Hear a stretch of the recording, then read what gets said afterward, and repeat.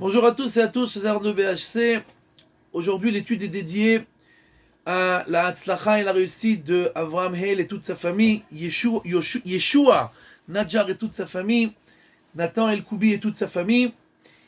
Et aujourd'hui, nous parlons d'une notion très importante.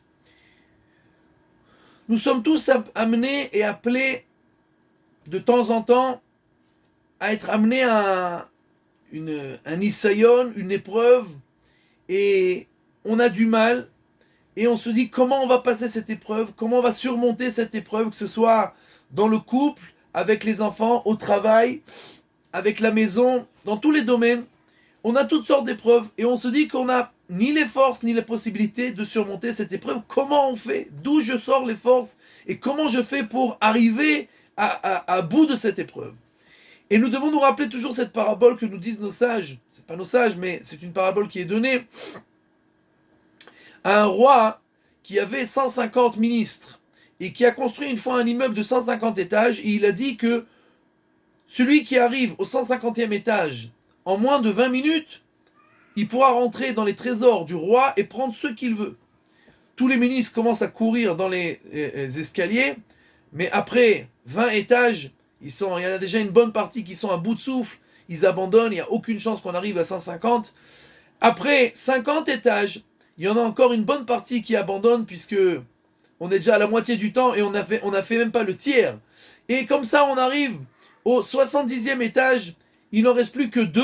Après encore 2 étages, il n'en reste plus que 1. Le ministre qui était le plus fidèle au roi.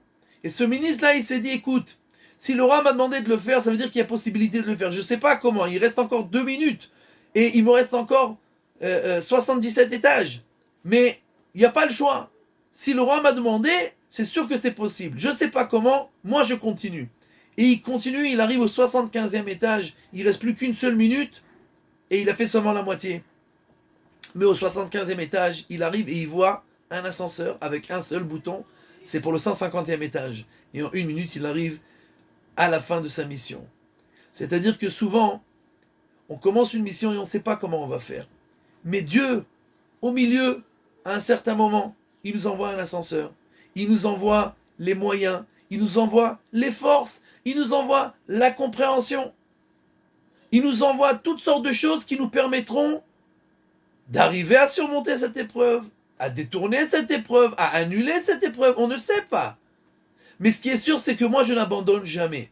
Je me mets à fond, je fais ce que j'ai à faire, surtout dans ce qui a trait au service divin, et je n'ai jamais peur de l'immensité de l'épreuve ou de la difficulté de l'épreuve. Si je suis amené à ce stade-là, à ce moment-là, à cet endroit-là, ça veut dire que Dieu sait ce qu'il fait et que moi, j'ai peut-être pas, mais j'aurai au final la possibilité de tout surmonter et d'arriver à mes fins. Et c'est comme ça seulement que, 1, on réussit dans sa vie, et 2, surtout aussi pour le service divin.